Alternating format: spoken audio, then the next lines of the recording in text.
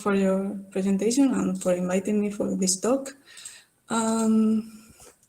Okay, so the cornea is the external transparent surface of the eye with the main function of refracting the light. On the other hand, the sclera is the white surface of the eye, which serves as a protection and gives structural stability. Both are collagen-based tissues. In particular, type 1 collagen can be found in the stroma of both structures. While in linear fluorescence microscopy, the tissue absorbs a very energetic visible photon to emit one with lower energy. In nonlinear microscopy, the tissue absorbs 2 or more infrared photons and emit only one visible photon. The advantages of using infrared light are that the light penetrates deeply into the tissue. In addition, infrared photons are less energetic and the chances of damaging the tissue are lower.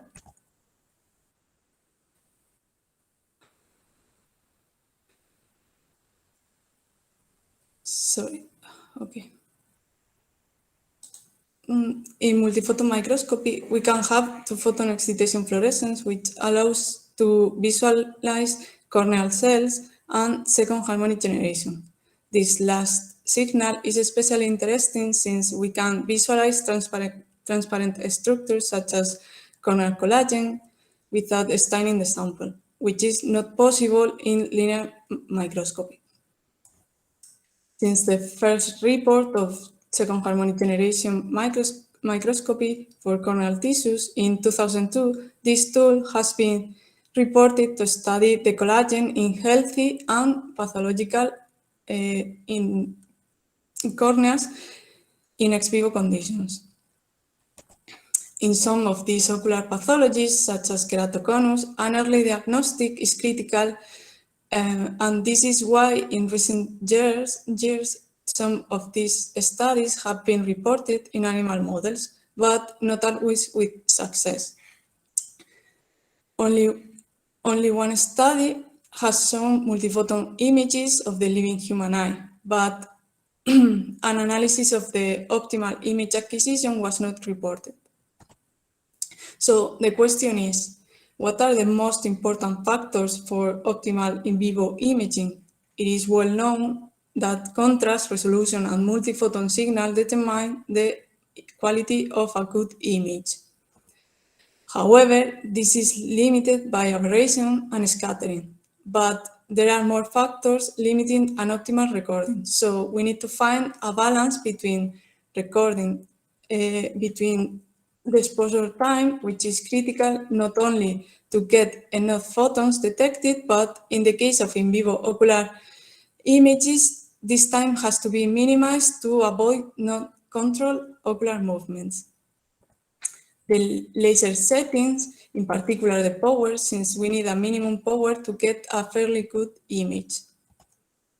And of course, the damage, since we have to be in experimental conditions below the maximum permissible exposure.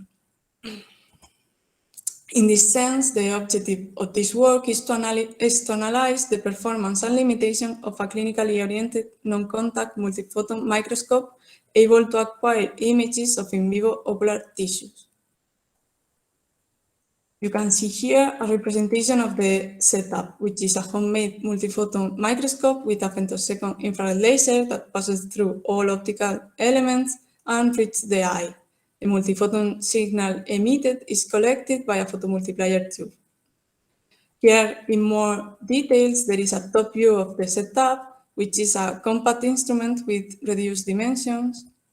Also, we have an XY scanning unit with 2 galvanometric mirrors, an axial motor to scan thick samples like the cornea, a long walking distance objective to avoid contact with the subject, 2 cameras, frontal and lateral, to control the position of the eye, a fixation test for the contralateral eye, so we can minimize these movements of the eye, and a chin rest to adjust the position of the subject and make the instrument more comfortable.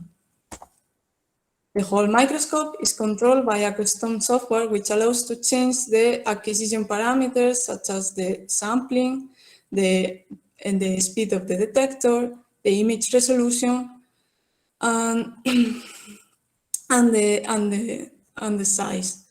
All these parameters have a direct impact in the galvo speed and consequently in the exposure time. Due to the resonant nature, the speed of the mirrors causes distortion of on the left side of the image. For this reason, it's necessary to evaluate the parameters that have a direct impact on the distortion. In the first place, we found an exponential decay with the exposure time for the distortion, as we can see here in the graph. In particular, when we studied this dependence on each acquisition parameter separately, we found that it's necessary to increase the sampling to at least 8 samples per pixel to avoid large distortions. Down here in the videos you can see the distortion changes for each parameter separately, on the left for the sampling and on the right for the PMT speed. However, it is important to notice that keeping constant sampling and PMT speed, the number of distorted pixels is always the same. So if we reduce the image size to reduce the exposure time, the distortion is going to be higher, even if the sampling and PMT speed are constant. Also, image quality hardly changes with sampling and PMT speed, as we can see here on the graph. But the resolution is the limiting factor here. The more pixels we get in the image, the more details we are going to get, as is shown here in the plot profile. So now the question is, which is the combination of parameters to get the best image? It needs a reduced exposure time, low distortion, and good quality. We might have an optimum image in less than a second, with resolution providing reliable information of biological samples. But to avoid non-controlled movements of the eye, we can go down to half a second by reducing the image size and keeping the distortion without losing local structural information. With these optimum recording settings, the next question is, which is the minimum laser power necessary to get a fairly good image with visible biological features?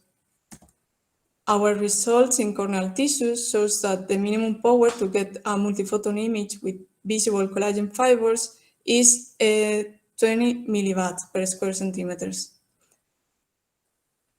But are this power and this exposure time safe for the eye, the cornea, the lens, and the retina of the living eye? Following the International Commission on Non-Ionizing Radiation Protection and the American National Standards Institute, we studied the exposure damage for the cornea and the lens, here on the left, and for the retina, here on the right side. So with this experimental condition of 20 milliwatts and half a second, the answer to our previous question is yes. The exposure in the ocular structure are far from the safety limits. So which is the benefit of using this optimal condition while in vivo imaging the human eye? Here for the living human sclera and cornea, we compare second harmonic generation images under non-optimal and optimal conditions. For the later case, the increase in the resolution provides a better visualization of the collagen fibers and their morphology.